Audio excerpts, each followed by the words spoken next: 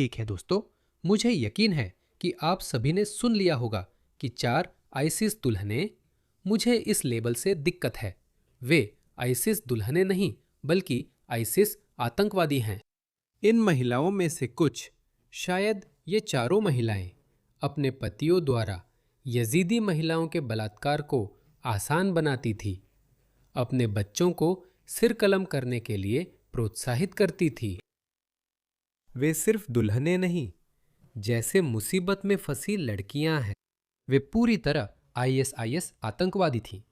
अब से मैं उन्हें आईएसआईएस दुल्हनों की जगह आईएसआईएस आतंकवादी कहूंगा। तो 4 आईएसआईएस आतंकवादी अपने 9 बच्चों के साथ ऑस्ट्रेलिया वापस आ रहे हैं। तो ये खबर करीब 2 महीने पहले बहुत फैली थी और एल्बनीज सरकार ने बहाने बनाए और कहा, नहीं नहीं, हम उनकी वापसी में कोई मदद नहीं कर रहे हैं। वे इस पर बहुत चुप थे। वे वही कर रहे थे जो राजनेता करते हैं, यानी बातों को घुमा देना। एल्बनीज सरकार ने चुपचाप उन्हें ऑस्ट्रेलियाई पासपोर्ट जारी कर दिए। उस समय सीधे आकर यह कहने के बजाय कि देखिए, हम इसके बारे में कुछ नहीं कर सकते, इस बारे में वे चुप्पी साधे रहे। तो जब आप पासपोर्ट जारी कर देते हैं तो क्या होता है? खैर, वे उन्हीं पासपोर्ट पर यात्रा करते हैं। तो ये 4 आईसिस आतंकवादी अपने 9 बच्चों के साथ संभवतः अगले महीने ऑस्ट्रेलिया आने की उम्मीद है। असल में उन्होंने मार्च में ऑस्ट्रेलिया आने की कोशिश की, लेकिन अहमद अलशारा की सरकार ने रोक दिया और कहा शरणार्थी शिविर में ही रहें। दोनों पक्षों की यही दलीलें हैं। ऑस्ट्रेलियाई सरकार कह रही है कि वे ऑस्ट्रेलियाई नागरिक हैं और हम उन्हें ऑस्ट्रेलिया आने से नहीं रोक सकते। हालांकि एक बार जब वे ऑस्ट्रेलिया पहुंच जाएंगे तो उन्हें कानून की पूरी सख्ती का सामना करना पड़ेगा। मुझे नहीं पता यह कैसे होगा या वे इन अपराधियों पर सफलतापूर्वक मुकदमा कैसे चलाएंगे, क्योंकि सबूतों की पुष्टि कैसे करेंगे? आप कैसे साबित करेंगे कि इन लोगों ने सच में हिंसक अपराध किया? मुझे नहीं पता, मैं विशेषज्ञ नहीं हूं, लेकिन ये याद रखें, दोष सिद्धि प्राप्त करना बहुत महत्वपूर्ण है। अब जनता कह रही है कि उन्हें अंदर मत आने दो। वे जानबूझकर संघर्ष क्षेत्र में गए, उन्हें प्रवेश की अनुमति नहीं मिलनी चाहिए। एक तीसरा विकल्प भी है। जैसा कि आप में से कुछ लोग जानते होंगे, हाल ही में शबाना महमूद ने इस ब्रिटिश आदमी की यूके नागरिकता रद्द कर दी, क्योंकि वह पुतिन का बहुत बड़ा समर्थक है।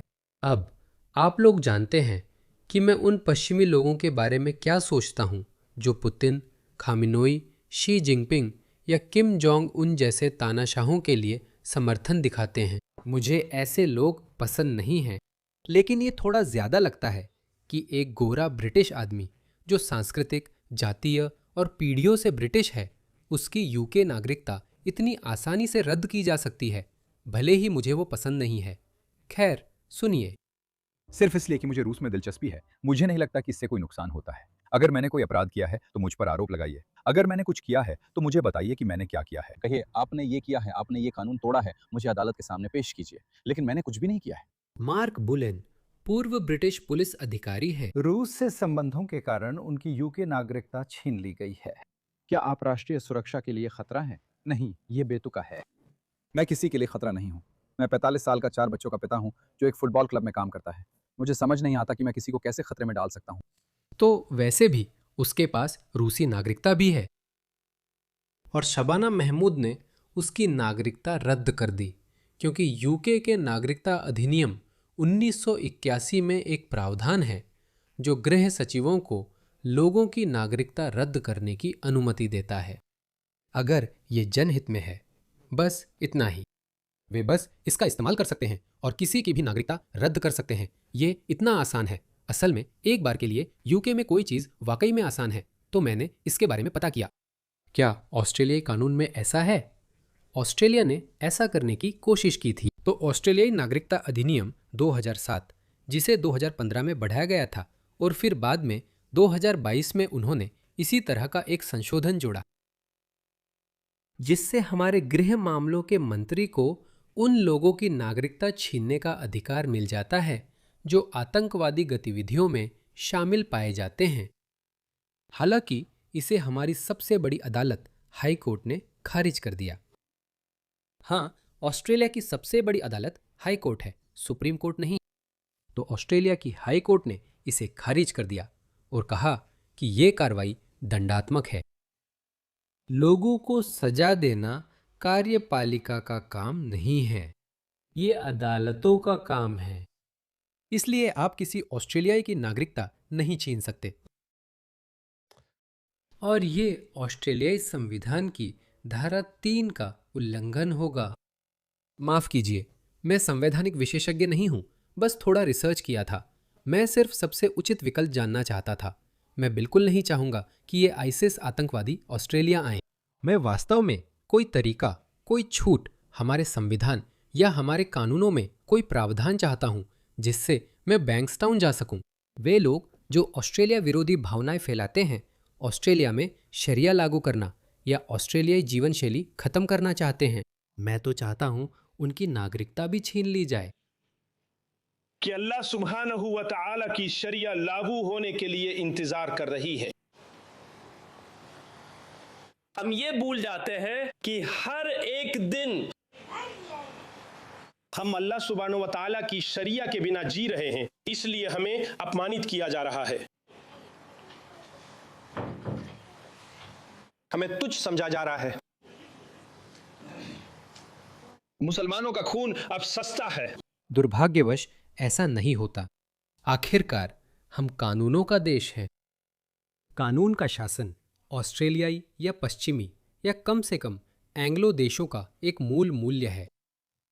तो अगर हम इसके बारे में कुछ करना चाहते हैं तो हमें एक संवैधानिक संशोधन की आवश्यकता होगी और उसके लिए शुभकामनाएं। हमें भारी बहुमत की आवश्यकता होगी और यही वजह है कि मैं अपने दूसरे वीडियो में भी कहता रहा हूं कि मुझे नहीं लगता कि इस समस्या से निपटना इतना आसान है जो पूरी रफ्तार से सभी पश्चिमी उदार लोकतंत्रों की ओर बढ़ रही है।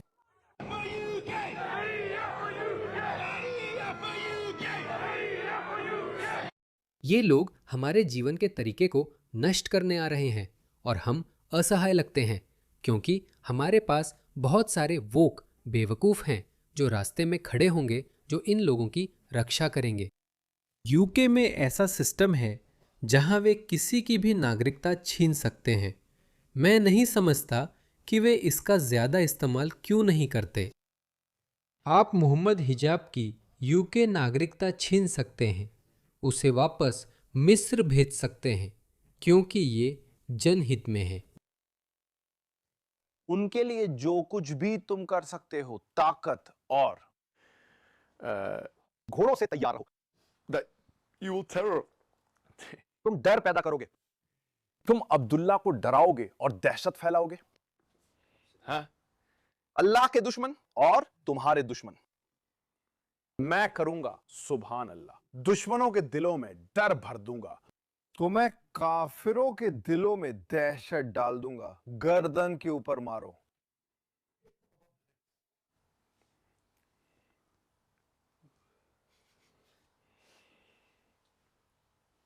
वद्रिबू मिनहुम कुल्ल बना, और उनकी उंगलियां काट दो। उंगली क्यों? क्योंकि वे लड़ नहीं सकते। तुमने चालाकी से उन्हें अक्षम कर उनका हाथ काट दिया। नहीं नहीं नहीं, खत्म, मर गया। अल्लाह तुम्हें बता रहे हैं कि कैसे लड़ना है। सुभाना, अगर तुमने ध्यान दिया हो तो वो तुम्हें चालें बता रहे हैं। और सबसे अहम चाल फद्रिबुम कुल्ल बनन फत्रिबू फौकुल आनाक, एक ही बार में खत्म कर दो। हाँ, फ़इज़ा लक़ीतमुल्लज़ीन कफ़रू फ़ज़्रिबुर रक़ाब। सुल्तान मोहम्मद। फदार बुर्ग रखाव वाली बात बार बार सामने आती है। या तो गर्दन पर वार करो या गर्दन के ऊपर, जैसा कुछ लोग कहते हैं।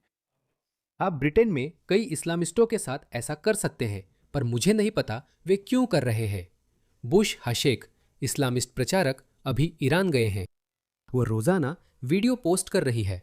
उसे इंटरनेट की पूरी सुविधा है, जबकि 90 मिलियन ईरानियों के पास इंटरनेट की सुविधा नहीं है। वह IRGC की बातें दोहरा रही है और मुझे लगता है कि ये उसकी यूके नागरिकता छीनने के लिए एक काफ़ी अच्छा कारण है।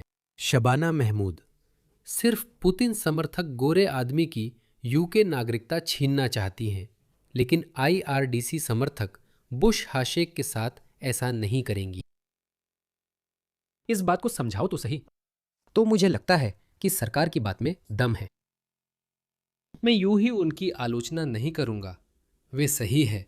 अगर कोई ऑस्ट्रेलियाई नागरिक पासपोर्ट मांगे तो सरकार को देना होगा। जब वे ऑस्ट्रेलिया आएं तब उन पर आरोप साबित करें, शायद तब आप उनकी नागरिकता रद्द कर सकेंगे। लेकिन उन 9 बच्चों का क्या जो शायद कट्टरपंथी इस्लामी आतंकवादी बन सकते हैं? माफ कीजिए, वे बनने वाले हैं। तो हम क्या करेंगे? क्या हम तब तक इंतजार करेंगे जब तक वे विस्फोट या निर्दोष ऑस्ट्रेलियाइयों को मार न दे? दुर्भाग्यवश हाँ, यही दुनिया है जिसमें हम रहते हैं।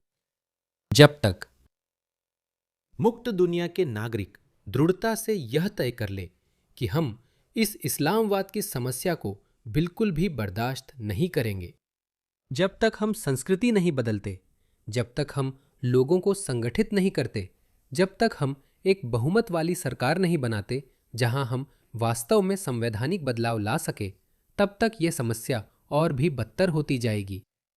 तो मेरा मानना है कि हम उन्हें ऑस्ट्रेलिया आने से नहीं रोक सकते, लेकिन हम उनके खिलाफ आपराधिक दोष सिद्धि हासिल करने की कोशिश कर सकते हैं। और फिर शायद अगर वे सिर्फ दोहरी नागरिकता वालों की ऑस्ट्रेलियाई नागरिकता छीनी जा सकती है। हालांकि अगर हम संवैधानिक बदलाव नहीं कर सकते तो हम आतंकवादी गतिविधियों में लिप्त पाए गए लोगों के कारावास की अवधि बढ़ा सकते हैं। उन्हें 40 साल जेल भेजो। अगर महिलाओं को पता हो कि उन्हें 30-40 साल की सजा मिलेगी तो शायद वे नहीं आएंगी, शायद वे वही रहने का फैसला करें। सीरिया के एक शरणार्थी शिविर में यह ऑस्ट्रेलिया आने से लोगों को हतोत्साहित करने का एक तरीका है। मुझे यह भी लगता है कि गृह मंत्रियों के पास यह शक्ति होनी चाहिए। फिर से यह कानूनी रूप से किया जाना चाहिए। और मुझे नहीं पता, आपको इन कानूनों को लाने के लिए बहुमत वाली सरकार बनानी होगी जहां हम कट्टरपंथी इस्लामवादियों को यह विकल्प देते हैं, हम आप पर मुकदमा चलाएंगे। आपकी नफरत भरे भाषण के लिए हम आपको 20 साल के लिए जेल में डालने वाले हैं, या आपके पास यह विकल्प है कि आप अपनी नागरिकता छोड़ दें और अपने पूर्वजों के देश चले जाएं। मुझे लगता है कि ज्यादातर लोग अपने पूर्वजों के देश जाना पसंद करेंगे। उदाहरण के लिए मोहम्मद हिजाब, उन्होंने सालों से बहुत नफरत फैलाई है। इन लोगों पर आरोप लगाना शुरू करें और उन्हें 2 विकल्प देना शुरू करें, लंबी जेल की सजा या अपनी नागरिकता छोड़ दो और चले जाओ। मुझे लगता है वह कानून चाहिए। मुझे लगता है वो कानून बहुत उपयोगी होगा, लेकिन मुझे नहीं पता आप ये कैसे करेंगे। शायद हमें, हाँ, आपको बहुत सारे सांसदों की सहमति चाहिए होगी। इसी वजह से मुझे राजनीति पसंद नहीं है। मुझे बातें करना अच्छा लगता है। ये ज्यादा आसान